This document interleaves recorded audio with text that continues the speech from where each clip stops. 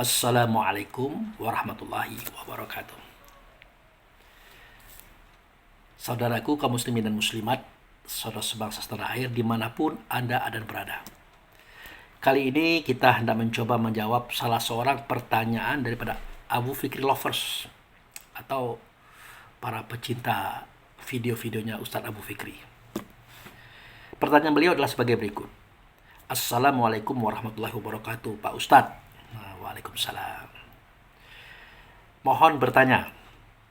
Nah, dalam beribadah kita mengenal 3 ilmu. Pertama, ilmu fikih, ilmu tauhid, dan ilmu tasawuf. Mohon dapat bantu dijelaskan ketiganya. Terima kasih. Jadi beliau ini mempertanyakan ini ilmu apa. Nah, kemudian bagaimana, kemudian tujuan ilmu ini untuk apa dalam kehidupan kita sebagai hamba Tuhan. Jadi kita jawab secara simpel saja ya, karena videonya adalah short video, bukan video panjang. Nah, ilmu fikih itulah ilmu tentang hukum Islam yang di dalamnya ada wajib, ada haram, ada makruh, ada sunnah, ada mubah. Nah, itu berkaitan dengan semua lini kehidupan. Contoh, dalam masalah ibadah misalnya, itulah masalah sholat. Nah, sebelum sholat kan cerita wudhu. Nah, sebelum wudhu bercerita tentang air. Nah, di situ ada masalah air yang suci bisa mensucikan. Air yang suci tapi tidak bisa mensucikan. Air yang suci tapi dia tidak boleh dipakai atau makruh. Dan berbagai macam uraiannya di situ. Itu biasanya di bidang toharah, kesucian.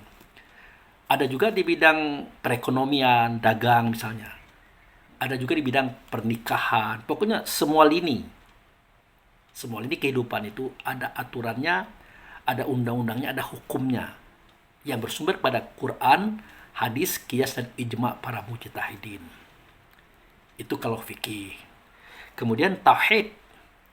Tauhid adalah mempelajari tentang keesaan Tuhan yang nyata di semua lini. Keesaan Tuhan nyata pada malaikat, pada rasul, pada kitab, pada ketentuan. Keesaan Tuhan nyata pada pemikiran kita, perasaan kita, suara kata dan perbuatan kita. Kesimpulan terakhirnya tidak ada semua ini kecuali hanya Tuhan. Katakanlah semua itu adalah Allah. Itu dalam kajian-kajian tertentu. Kemudian kajian tasawuf, nah itu yang saya sampaikan kemarin. Tasawuf itu sekatnya sofa, halus, lembut, gaib. Dia bercerita tentang kerohanian atau ruh. Nah, itu kira-kira gambaran. Nah, namun dalam aturan Islam itu sendiri, ketiga ilmu itu hukumnya wajib untuk kita kuasai. Pertama kali masalah fikih. Dengan fikih ini kita bisa bagus dan benar atau baik dan benar ibadah kita. Nah, kebenaran ini bukan hanya secara fisik tapi juga secara batin. Contoh misalnya, kita secara fisik sudah berwudu, baju bersih, pakaian bersih, semuanya rapi, tetapi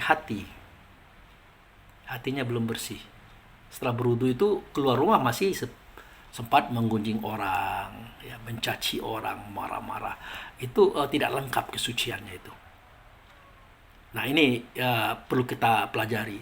Jadi jangan kita artikan nanti kita itu batal wudu hanya karena buang angin, karena kena kotoran apa, misalnya kena kencing apa gitu. Nah, jangan hanya di situ, tapi juga dia mencakup pada kesucian batin.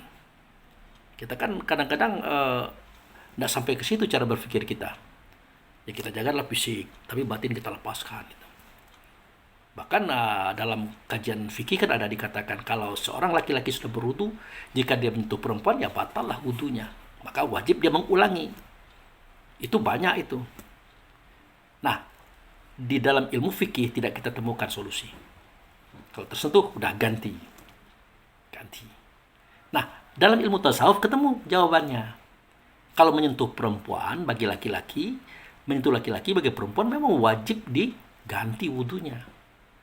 Karena di ilmu tasawuf dikatakan yang namanya perempuan itu atau laki-laki itu berbeda dengan manusia laki-laki dengan manusia perempuan. Contoh seperti saya ini kan manusia laki-laki ini. Kalau kita yang perempuan adalah manusia yang perempuan. Nah, ada sebabnya kenapa saya dikatakan manusia laki-laki. Ada sebabnya loh. Nah, sebab itu tampak dan nyata pada vital kita. Kan paham tuh. Vital itu kalau bentuknya seperti itu laki-laki itu. Kalau bentuknya seperti itu perempuan. Nah, yang tidak boleh itu bagi laki-laki menyentuh itu. Baik secara fisik ataupun secara pemikiran, perasaan atau khayalan, tidak boleh. Itu membatalkan wudhu. Sebaliknya, perempuan juga begitu. Tidak boleh dia menyentuh itu, baik secara fisik ataupun secara pemikiran, perasaan ataupun khayalan, tidak boleh. Nah, ini yang terjadi pada umat Ibnu Khattab. Seketika beliau mau ke masjid, beliau melihat perempuan mandi. Ya bukan melihat, ya terlihat lah gitu. Nah, basahannya itu nempel di kulit. Akhirnya beliau tidak mau berdosa, dia larikan ke istrinya. Nah, sewaktu mau sholat kebablasan. Dia teringat sedang ya begitu. Stop dia, off. Duduk. Digantikan oleh yang lain. Nah, itu. Setelah selesai ada yang bertanya, kenapa Umar off atau stop jadi imam? Dijawab oleh Umar, saya menyentuh perempuan. Nah, kalau orang yang sudah ahli dia paham. Kalau yang ahli, loh, saya tidak lihat perempuan ada di situ tadi. Tidak ada. Nah, tapi yang ahli mengatakan bukan begitu. Perempuan yang maksud itu bukan manusianya manusia, bukan manusia perempuan maksudnya. Tetapi dia sudah menyentuh sesuatu yang itu dikatakan perempuan. Artinya seseorang itu dikatakan perempuan karena tandanya begitu. Nah, itu yang disentuh oleh Umar. Akhirnya diceritakan oleh Umar, masalahnya begini loh. Nah, itu. Tadi aku lihat seorang perempuan mandi. Basahnya nempel di kulit. Aku tidak mau berdosa, aku larikan ke istriku. Tahu-tahunya kebablasan, larinya ke sono gitu. Akhirnya off saya. Nah, itu di ilmu tasawuf itu dibongkar kisah itu.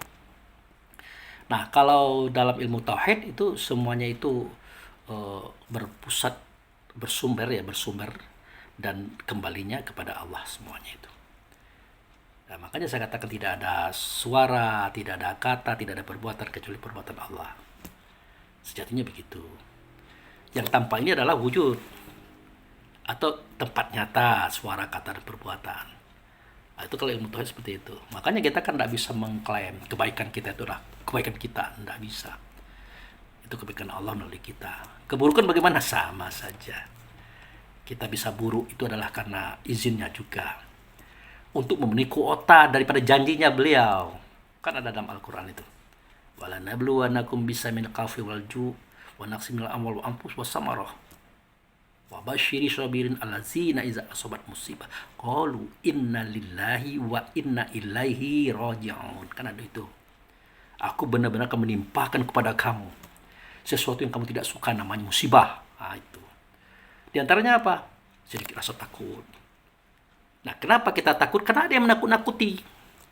Misalnya kasus COVID kemarin. Kan takut semua orang tuh. Nah, itu. Sudah itu kekurangan buah-buahan. Kita tanam buah, tumbuh, bernas, siap dijual atau dibagikan kepada teman-teman. Tahu-tahunya hilang pagi-pagi, dikarungi orang. Kekurangan harta benda, punya motor 3 bulan kreditan, dibegal orang atau dicuri orang, hilang. Punya apa? Punya anak, punya teman, punya saudara, tahu-tahu ditabrak oleh mobil, wafat, mati, atau dibunuh orang, mati. Semua itu nyatanya adalah fisik, nyatanya adalah real, pelakunya adalah manusia semua. Tapi kata Allah tidak begitu. Aku yang melakukan itu, tapi melalui ciptaanku, melalui para manusia. Nah, jadi begitu. Nah, dengan adanya kita bertauhid, mengesahkan Allah dalam segala sesuatu, dalam semua masalah, maka kita paham kalau buah-buahan kita tadinya bagus, bernas, mau dibagi, ketatonya hilang, kita tinggal senyum saja. Tidak perlu kita ngomel-ngomel. Kenapa? Ya karena yang mengambilnya adalah yang punya buah, bos besar itu Allah tadi. Bagi kita adalah sesuatu yang datang kepada kita ya sama dengan parkiran. Kalau ada kita jadi tukang parkir, ada orang nitip motor, nitip mobil, pas dia ngambil kan tidak mungkin kita ribut-ribut. Kan kita dititipkan, disuruh menjaga. Nah, itu. Nah, itulah yang terjadi pada diri kita kalau kita bertauhid. Jadi segala sesuatu itu datang dari Allah akan kembali kepada Allah. Gitu kesimpulannya. Nah, kalau ilmu tasawuf itu tadi yang saya katakan. Ilmu tasawuf adalah ilmu yang tertinggi di dalam keilmuan Islam. Dia adalah menuntaskan semua pengetahuan, menuntaskan semua permasalahan. Kenapa? Dia bercerita tentang esensi, tentang hakikat. Makanya dalam kajian ini ada terdapat 7 kelas. Syariat, torikat, hakikat, ma'rifat, etikat, sifat, zat. Jadi 7 kelas. Jadi kalau kita ingin berbicara tentang agama, duduk di kelas 1 saja, yaitu syariat, itu belum selesai. Harus naik ke kelas 2, torikat. Naik ke kelas 3, hakikat. Naik ke kelas 4, ma'rifat. Ke kelas 5, etikat. Naik ke kelas 6, itu sifat. Ke-7 adalah zat. Nah, di zat itu kita sudah tuli, kita sudah buta, kita sudah bisu, sudah hilang kita. Karena itu kajian sudah terlalu tinggi. Makanya orang itu banyak diam, senyum. Karena dia sudah masuk ke tingkat itu. Itu saja saudaraku jawabanku daripada pertanyaan ini. Semoga bisa melepaskan dahaga pertanyaannya. Demikian, terima kasih. Wabillahi taufiq wal hidayah. Assalamualaikum warahmatullahi wabarakatuh.